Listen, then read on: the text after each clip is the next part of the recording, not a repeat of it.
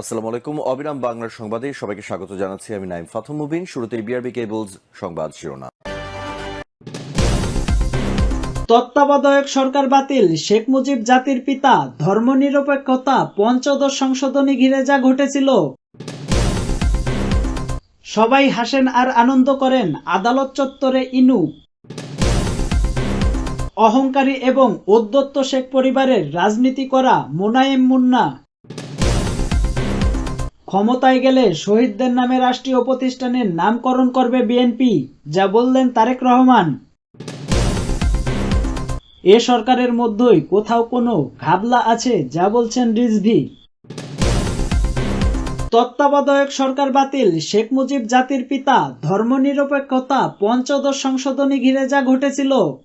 সংবিধানের যে সংশোধনীর মাধ্যমে নির্দলীয় তত্ত্বাবধায়ক সরকার ব্যবস্থা বাতিল করা সহ বেশ কিছু পরিবর্তন আনা হয়েছিল, বাংলাদেশের আদালতে বর্তমানে সেই পঞ্চদশ সংশোধনীর বিরুদ্ধে রিটের শুনানি চলছে।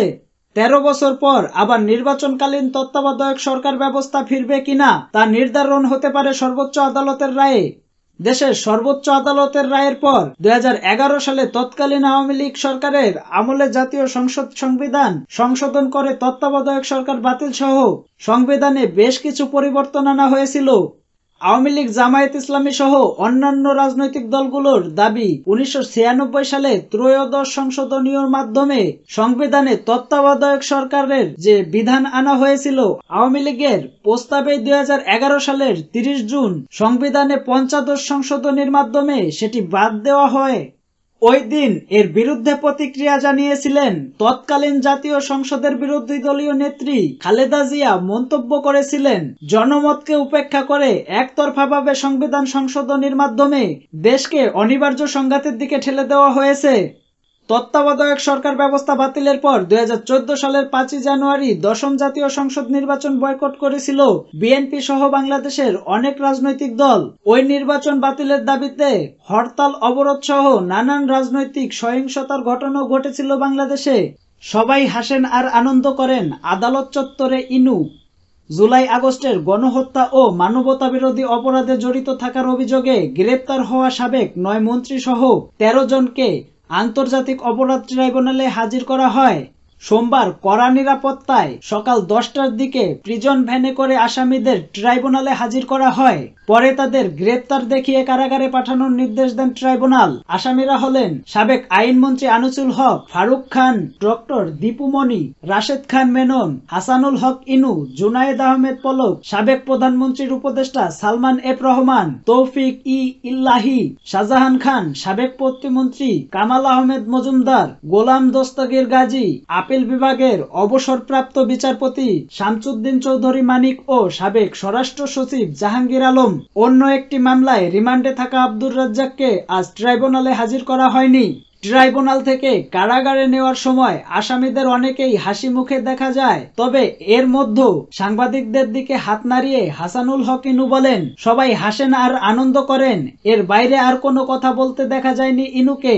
এদিকে হাত জোর করে দোয়া চাইতে দেখা গেছে সাবেক ডাক, টেলিযোগাযোগ ও তথ্য প্রযুক্তি প্রতিমন্ত্রী জুনায়েদ আহমেদ পলককে। এ সময় সাংবাদিকদের উদ্দেশ্য করে হাত দিয়ে মোনাজাত ইঙ্গিত করে দোয়া চেয়েছেন সাবেক এই প্রতিমন্ত্রী। এর আগে গত 27 অক্টোবর আন্তর্জাতিক অপরাধ ট্রাইব্যুনাল জুলাই আগস্ট গণহত্যা মামলায় কারাবন্দী সাবেক 2 উপদেষ্টা, সাবেক 10 মন্ত্রী, 1 সেনা কর্মকর্তা ও সাবেক 1 সচিব, 1 বিচারপতি সহ 20 জনকে হাজির করতে নির্দেশ দেন। এর মধ্যে 14 জনকে 18 নভেম্বর হাজির করতে বলা হয়। অহংকারী এবং উদ্ধত শেখ পরিবারের রাজনীতি করা মোনায়েম মুন্না। জাতীয়তাবাদী যুব দলের কেন্দ্রীয় নির্বাহী কমিটির সভাপতি মোনায়েম মুন্না বলেছেন, আমাদের লড়াই এখনো শেষ হয়নি। বিএনপির ভারপ্রাপ্ত চেয়ারম্যান তারেক রহমান এখনো দেশে ফিরতে পারেনি। তাই তারেক রহমানকে দেশে ফিরিয়ে আনার জন্য আমাদের রাজপথে আন্দোলন সংগ্রাম চালিয়ে যেতে হবে। সোমবার বিকালে ফরিদপুর শহরের অম্বিকা ময়দানে যুবদল, স্বেচ্ছাসেবক দল ও ছাত্র দলের সমন্বয়ে যৌথ কর্মী সভায় প্রধান অতিথির বক্তব্যে তিনি এসব কথা বলেন।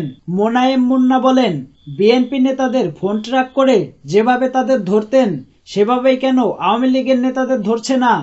তিনি অভিযোগ করেন, আওয়ামী লীগের ভণ্ডরা এখনো ঘুরে বেড়াচ্ছে, অথচ তাদের গ্রেপ্তার করা হচ্ছে না। তিনি বলেন, এই ফরিদপুরে আওয়ামী লীগের নেতা শেখ মুজিবুরের জন্ম।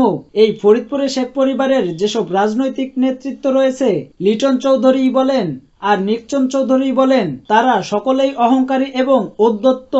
সবাই প্রধান বক্তা হিসেবে উপস্থিত ছিলেন জাতীয়তাবাদী ছাত্রদলের কেন্দ্রীয় কমিটির সাধারণ সম্পাদক নাসির উদ্দিন নাসির, ফরিদপুর জেলা যুব দলের সভাপতি রাজীব হোসেনের সভাপতিত্বে ও ছাত্রদলের সাধারণ সম্পাদক তাজিমুল হাসান কায়েস সঞ্চালনায় সভায় বক্তব্য দেন জেলা স্বেচ্ছাসেবক দলের আহ্বায়ক মোজাব্বেল হোসেন মিঠু। ক্ষমতায় গেলে শহীদদের নামে রাষ্ট্রীয় প্রতিষ্ঠানের নামকরণ করবে বিএনপি, যা বললেন তারেক রহমান। বিএনপি ক্ষমতায় গেলে ছাত্র জনতার গণ অভ্যুত্থানে শহীদদের নামে রাষ্ট্রীয় প্রতিষ্ঠান সমূহের নামকরণ করবে বলে জানিয়েছেন দলটির ভারপ্রাপ্ত চেয়ারম্যান তারেক রহমান।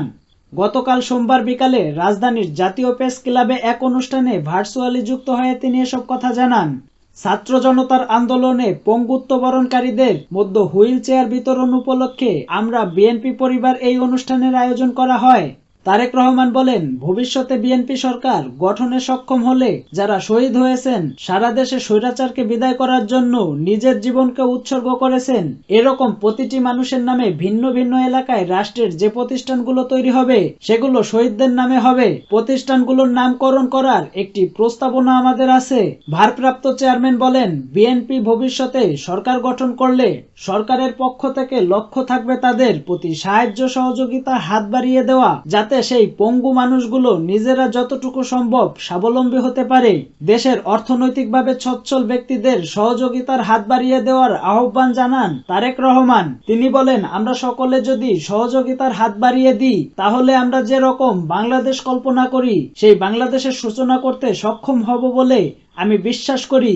এ সরকারের মধ্যেই কোথাও কোনো ঘাবলা আছে, যা বলছেন রিজভী। এ সরকারের মধ্যেই কোথাও কোনো ঘাবলা আছে বলে মন্তব্য করেছেন বিএনপির সিনিয়র যুগ্ম মহাসচিব রুহুল কবির রিজভী। সোমবার জাতীয় প্রেস ক্লাবের মিলনায়তনে আমরা বিএনপি পরিবার আয়োজিত ২৪ গণ আন্দোলনের পঙ্গুত্বকারী ছাত্র জনতা ও দুরস্থদের মাঝে হুইল চেয়ার বিতরণ অনুষ্ঠানে তিনি এসব কথা বলেন। রুহুল কবির রিজভী বলেন, বিএনপি সহ গণতন্ত্রকামী রাজনৈতিক দলগুলোর সমর্থনে সরকার দেশ চালাচ্ছে। গত রবিবার আন্তর্জাতিক মিডিয়ায় অন্তর্বর্তী সরকারের প্রধান উপদেষ্টা একটি সাক্ষাৎকার দিয়েছেন। সেই সাক্ষাৎকারের বক্তব্য আমার মনে একটি প্রশ্ন জেগেছে। তিনি বলেন, ৪ বছর লাগবে সংস্কার করতে, কিন্তু কেন? তিনি বলেন, অবাধ সুষ্ঠু নির্বাচনের জন্য আমাদের লড়াই, বাক স্বাধীনতার জন্য লড়াই। যে বাচ্চাদের আজ ২০-২২ বছর বয়স, তারা ভোট দিতে পারেনি, তারা ভোট দেওয়া জানে না, তারা আর কত সময় অপেক্ষা করবে? অন্তর্বর্তীকালীন সরকার হবে গণতন্ত্রের প্রতীক। তা না করে এই যে প্রলম্বিত করা, আমার মনে হচ্ছে কোথাও কোনো জটিলতা হচ্ছে। গণতন্ত্র চর্চা ও গণতন্ত্রের বিকাশ কোথাও কোথাও সমস্যা হচ্ছে। তা না হলে তিনি কেন এসব কথা বলেন? এত লম্বা সময়ের কথা বলছেন। এ সরকারের মধ্যেই কোথাও কোনো ঘাবলা আছে? এ সরকারের মধ্যেই কেউ মাস্টার প্ল্যান করছে কিনা, এটা আমাদের ভাবিয়ে তুলছে। তিনি আরো বলেন, আওয়ামী লীগ কত প্রোপাগান্ডা ছড়িয়েছেন। আওয়ামী লীগের সাধারণ সম্পাদক ওবায়দুল কাদের নিজে বলেছেন, বিএনপি ক্ষমতায় আসলে আওয়ামী লীগের ১ লাখ মানুষ মারা যাবে। কোথায় ১ লাখ মানুষ মারা গেল? বিএনপির সিনিয়র এই নেতা বলেন, কাজের মধ্যে যদি ন্যায্যতা থাকে তাহলে এই কাজ সফল হয়, আর কাজের মধ্যে যদি অন্যায় অবিচার থাকে তাহলে সেই কাজ কখনো সফল হয় না। আমরা বিএনপি পরিবার ন্যায্যতার সাথে মানব সেবায় তৃণমূল পর্যায়ে কাজ করে যাচ্ছি। আমরা বিএনপি পরিবার সংগঠনের আহ্বায়ক আতিকুর রহমান রুমানের সভাপতিত্বে এ সময় উপস্থিত ছিলেন বিএনপির কোষাধ্যক্ষ এম রশিদুজ্জামান মিল্লাত।